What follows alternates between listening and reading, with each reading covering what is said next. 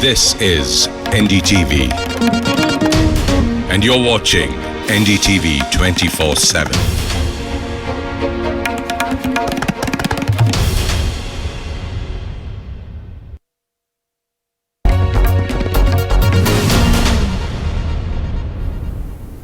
Hello and welcome to our special show. All your questions on coronavirus will be answered right here. Any doubts that you have will be taken by our experts. We're joined by Dr. Parimal Swami, consultant in medicine and diabetes care, and Dr. JSN Murthy, cardiologist and professor of cardiology, Ramchandra Medical University in Chennai. Thank you both for joining us this morning, and lots of questions lined up. But first, I'd like to go to you, Dr. Swami, and especially we get a lot of questions regarding diabetes and, you know, the vulnerability given the spread of coronavirus. So what would you say to people who are suffering from diabetes? Diabetic people are having a bit more chances of getting corona infection. But if they are maintaining social distancing, hand hygiene and the respiratory hygiene, then and keeping themselves inside the house, then they will not get this infection unless they go to a place where the infection is very predominant. If they suffer from this infection, then their chances of developing complications are more than as compared to a non-diabetic person. So they should immediately seek the medical consultation and the treatment. All right. And so basically they are more vulnerable if they do get the disease, and therefore they have to be even more careful than most. And Dr. Murthy, also for those who have any sort of cardiovascular diseases, also we're told again and again, those with underlying conditions, it gets more complicated. The cardiovascular patients, particularly who has got severe disease, triple vessel disease, or patients who are compromised, or the heart contraction is low, or patients with a mild LV dysfunction, they are more vulnerable. They can easily catch cardiac failure or associated infections or the comorbid situations where the diabetes or hypertension can add on. That's the reason all the patients with additional cardiovascular or diabetes, hypertension, cardiac failure, or patients who are operated for a bypass or having structural heart disease like pulmonary artery hypertension, they're very, very vulnerable and they have to be protected.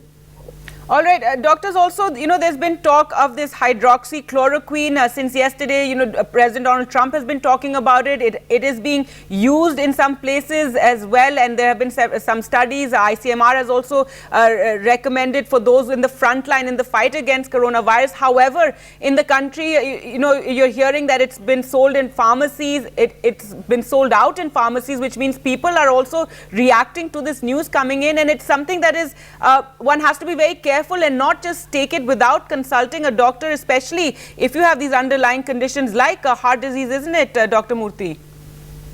Yes, hydrochloroquine is becoming one of the main drugs which has become prominent, which is used earlier to deal with the malaria. Probably that can give some sort of a protection, but it cannot be used off the shelf for everybody. As you have said, that it should be given for people who are in the front line of treating a patient, and we have to be particularly careful in using in very young and very old. So it has to be carefully delivered. All right, we have our first caller, Amit Saxena, calling from Faridabad. Go ahead with your question. Morning, Agi. Good morning. My question is that if hydroxychloroquine have any scientific relevancy for the treatment of coronavirus, or is just our desi jugaad? And second question is that since we all family in this lockdown just lock in the house, if a family member just sneeze or even just cough, you just get suspicious about him, or just keep checking him time to time whether he's got infected or having some fever or not. So how to come out from that phobia? All right, Dr. Swami? Yeah, the hydroxychloroquine is not a deshi jugaad. Basically, it is recommended by various authorities, but it should be used very carefully, not in all the person, not prophylactically in all the population. People who have come into the contact, who are like healthcare worker, only there it should be used as prophylactically. If you get COVID-19 infection, then you have to get admitted in the hospital, and according to the severity, it is being prescribed. So that is the answer of number one question. Any patient who is coming to us with cough and cold does not have COVID-19, then there are particular symptoms which will guide a doctor to ask for the test. or many patients who are having sort of allergic manifestation or simple sore throat, they do not require the observation or the test unless your healthcare provider asks for that. Right. These days, if you sneeze or cough, everybody really looks at you with suspicion, and one can imagine, people feeling worried about anyone in their homes coughing or sneezing at this point. But yes, very importantly, as the doctor said, it has to have other symptoms as well. We have a caller from Telangana, Rahul. Rahul, go ahead with your question. First of all, thanks to NDTV. I have a question. Thank you. Are the symptoms of COVID-19 different in children than in adults? All right, Dr. Swami? Yeah, they are different. In children, especially say age group of 5 to 18, the symptoms are usually mild and the outcome is better than as compared to the adult. In infants, the disease is manifested as more severe form of infection, but again the outcome in children per se is better than adult. All right, and Dr. Murthy, anything you'd like to add to that? Yeah, I think so. Children are not vulnerable. That's the one reason why the government has closed down college and schools, because they are the people who get in touch with many people between Monday to Friday. This isolation and separation has done a lot, and that's one of the main reasons why the children are protected, apart from what Dr. Parimal has said. All right, and also all this, talk about asymptomatic carriers, and that is also another cause of worry, because many children could be carriers without showing any symptoms. Yes, you are correct. You are correct. One of the recent study where the Diamond Queen in Japan, when they found almost 50% of the patients are asymptomatic. We can call them as pre-symptomatic, and they become symptomatic after the second test and the third test. So that's the stage where they are vulnerable for spreading the disease elsewhere. So that's the reason the focus is on isolation, quarantine, separation. All right, we have a caller from Chennai, Raman. Go ahead with your question, Raman. My question is, when you go out, can you just cover your face with a handkerchief soaked in Dettol solution?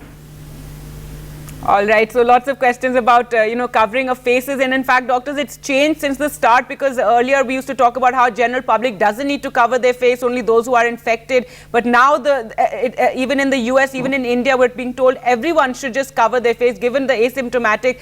First to you, Dr. Swami.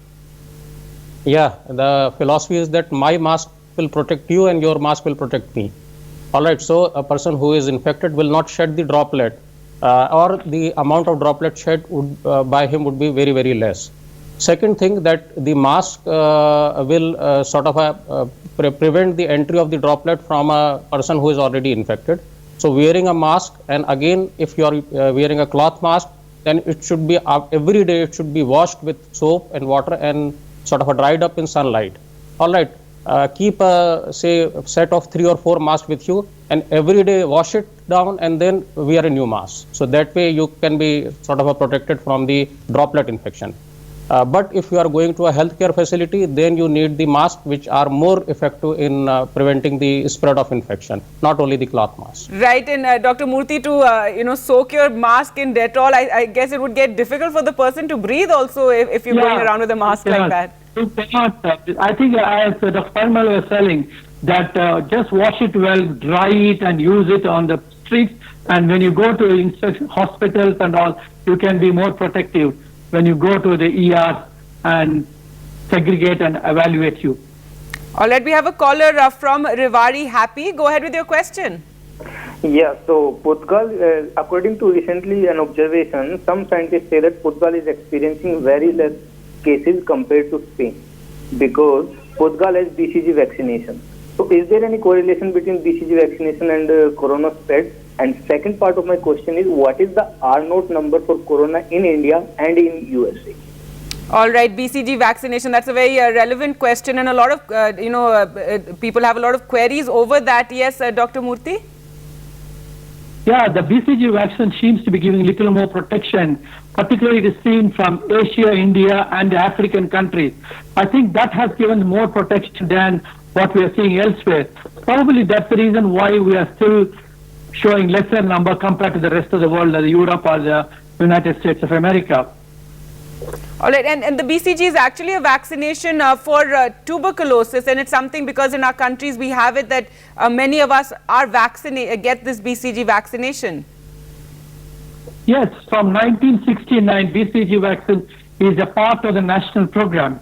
That's the reason probably that is been protecting us. Looking at the hindsight, because this is seen only in Asian countries and Africa. All right, so that's a very important point, something that everyone is looking at now. Devraj is calling from Mumbai. Go ahead with your question, Devraj. Yeah, hi, good morning. Good morning. I have a, very, confusing situation with this lockdown. Is that, now there are still cases going on all across. And how does this 21-day actually stay, useful when we have a situation where cases coming up and the lockdown will be lifted in a week? So what is the procedure?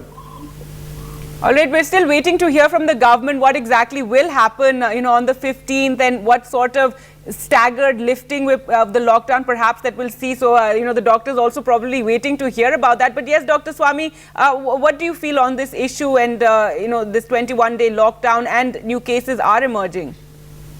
The 21-day lockdown is sort of finalized based on the onset of the symptoms in patients who are already infected, keeping the incubation period in mind, and the duration of the disease in people who are suffering from the mild disorders, mild disease. All right, as you have all rightly said, that the newer guidelines for lockdown will come after 14th of April. And probably if the conditions are suggesting, then we have to increase the period of lockdown. Lockdown basically prevents the spread. It promotes social distancing. So it goes a long way to prevent the spread of infection in society. Right, and it's supposed to give us time to prepare as well. Yes, Dr. Murthy, go ahead. Yeah, because there is not a self-limiting time and we try to flatten the curve. Well, as the incubation period is becoming lesser and lesser, day by day everybody is learning, and the government and the WHO and various health organizations will review the situation and come back to us. And so we have to see what will happen after 18 days of lockdown and how the virus behaves. Based on that, we'll get the guidelines. Right, and we know that the health ministry has a plan about containment of hotspots, etc. So perhaps that and how they're going to aggressively, have a sealing of those particular areas where we've seen a spread of the disease in various districts in various states. So as the doctors and we're emphasizing, this is something that's going to become a lot clearer, I think, in the days to come. We have a caller from Ahmedabad, Vaishak. Go ahead with your question.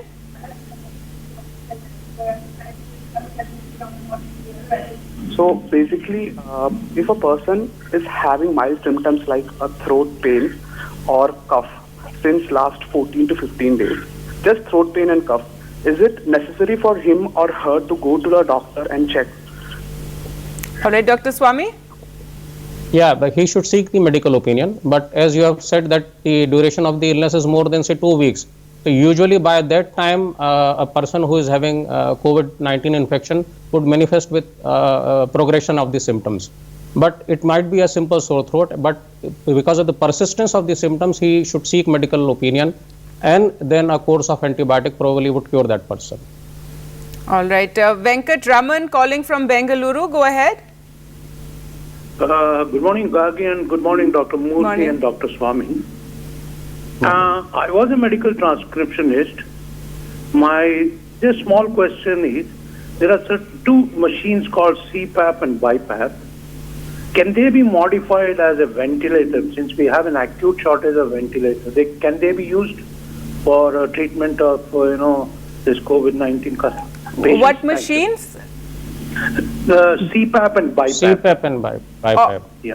All right, Dr. Murthy? Yeah, CPAP and BiPAP are regularly used ventilators, and we have to use it. Now, some of the situations where there's a shortage of ventilators, people are even using the BOILS machine, which is used for anesthesia. All the purpose is to see that we get the ventilator on for patients who have got lower respiratory tract infection and patients who are severely diseased.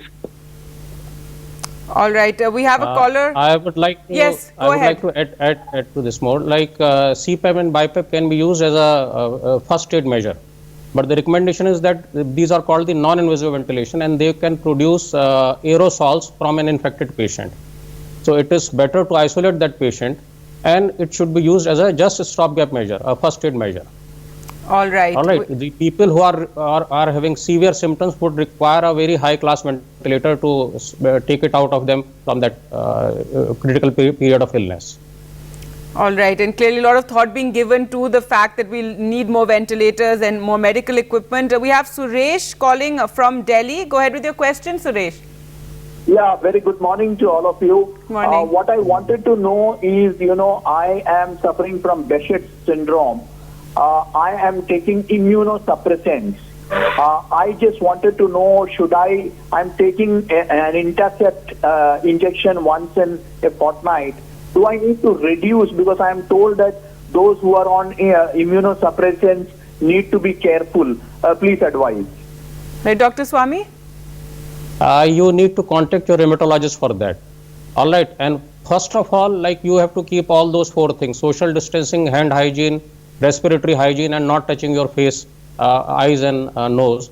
And the decision regarding the reduction of the immunosuppressant dosage would be taken by your rheumatologist. So contact him and he will advise you accordingly.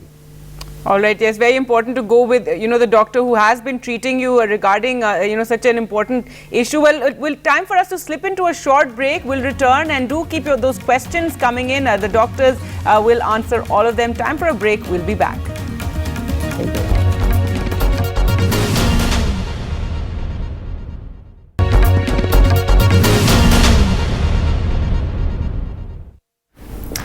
Welcome back to our call-in show. We're taking all your questions on coronavirus, and we have a caller from Goa, Ravi, calling in. Go ahead with your question, Ravi. Good morning, Raji, and good morning, doctors. This is Ravi from Goa. I just want to know that a lot of food is being distributed these days. I can understand that coronavirus does not survive when it is heated. But there are food like, say, bread, biscuits, and all other things which are being distributed to people around. How long this virus can survive in food items? In food items, Dr. Murthy? Yeah, the heated food is not a problem, which is handled properly with all the precautions. But stale food, we have to be very, very careful. That should not be the source of the spread. But if it is a covered one like biscuits and other things which are packed well, I think it should be all right. But open one shouldn't be taken up. All right, all right, we have a caller from Pune. In fact, an 11-year-old caller, Mithun. Go ahead with your question, Mithun. Hello, I have a question that can citrus food kill COVID-19? You mean eating citrus fruits? Okay, does that protect you, Dr. Swami? There is no sort of evidence that the citrus fruit would kill the virus, but eating a healthy diet, fruits and vegetables, balanced amount of protein and carbohydrate will give you the general immunity, and thus it will make you healthy in the usual sense. And if you are healthy, then you can sort of fight any infection, but not per se directly. Right, and Dr. Murthy, we do get a lot of questions regarding, taking vitamin C and various, Ayurvedic treatments, etc. So what is your view on that? I think vitamin C, all fruits and vegetables, as Dr. Swami said, is correct. But as far as Ayurveda is concerned, they are all natural products. It should not come in the way of treatment. I'm not an expert in Ayurveda, but definitely they should be better off to tell this. Yes, I mean, household remedies to protect oneself, having the ginger and garlic, etc., and hot water. So, but yes, go ahead and do all those things to keep yourselves healthy. Zulfikar Bhatt, Zulfikar Bhatt calling from Shopian. Go ahead with your question. Ma'am. Ji. Hello. Yes, go ahead. I am Zulfikar Bhatt from Shopian, Kashmir. I have a question to Murthy sir. Ma'am, a pregnant lady who is positive, can it affect his, her or his fetus life in her womb? All right, Dr. Murthy, so can it affect the baby in the womb if the mother is COVID positive? Yeah, it all depends at what stage of pregnancy she is in. If she is in the early first trimester of pregnancy, I think she needs to be evaluated. If it is in the third trimester, they should take all the precautions to isolate her and go through the labor. So this is the issue. Even if it is a cesarean, an isolated theater can be done. So if it is a trimester 1, we have to follow it up and take it forward after the virus epidemic is over. All right, we have Dr. Ajay calling from Bhatinda. Go ahead with your question. Hello, good morning everyone. Good morning. I just wanted to ask that patients are asking for the routine vaccinations. They want to come to the hospitals to get the routine vaccinations. How should we respond? Are there any vaccines that we should go ahead straight away? And second part of the question is that if we are just postponing all the vaccines today, isn't it that it's going to be load up in the future that so many patients will be left with no vaccine and some sort of epidemic like measles and other things are going to come up? All right, so concerned about people coming firstly to the hospitals and getting the vaccinations, and also about the delay of them receiving those vaccinations, Dr. Swami? If you can delay it by few days, say till the opening of the lockdown, then you can delay it. And I think the better answer could be given by an immunologist or a pediatrician. But if you can delay it by say 4 or 5 days or 7 days till the lockdown is open, then you can delay it. It will prevent the gathering of the patients, and especially for pediatric patients, their parents in the hospital. Right now the point is to not go out and not go to any vulnerable places or gather anywhere. We have Himadri from Silchar calling in. Go ahead with your question. Good morning all. Yes, good morning. I just have one question, whether a person got infected with corona, whether he can have the reinfection after some time. All right, Dr. Murthy? Yeah, once a person has got corona, he will develop enough antibodies and is unlikely to have a reinfection of that strain. Suppose if happens a mutation, we are not sure what will happen. In fact, the plasma of the people who are recovered is being used for sick patients. So I think they will not get a reinfection with the same strain. All right, we have a final caller, Anmol from Palghar calling in. Go ahead with your question. Yeah, hi. Good morning, guys. Good morning. My question is, if you see the total counts in Germany is very close to Italy and Spain, but the number of deaths is way less. So what are they doing which other countries are not doing? All right, Dr. Murthy? Yeah, Germany, Japan and Sweden, they have not locked down, but they have enforced strict quarantine measures, strict distance maintenance and hygiene measures. That's the reason nothing has happened. The same thing is true with Sweden, Japan, as well as Italy and the other country is concerned. There's no problem, there's no issue, and it does not happen like that. So the most important thing is quarantining, sanitation and enforcement of the isolation. And testing too. Testing is something so that you can at least identify who is vulnerable. Dr. Swami, anything you'd like to add? As you have said rightly, that test, what they are doing, because it is possible with their scenario. And they are picking up the patients, keeping them in, or the infected people who are not having symptoms, and keeping them in quarantine, and thus preventing the spread. Also, there is a difference between the demographics of the population in Italy and Germany and other countries. So the Italy population is apparently more susceptible to develop complication. Because of that, they are having high number of deaths there. All right. Well, thank you so much, Dr. Swami and Dr. Murthy, for joining us and taking all those questions. Thank you all of those who called in, and those of you watching at home, do remember to call in with any questions you have for our special show on coronavirus. That's it right now. Time for us to slip into a short break.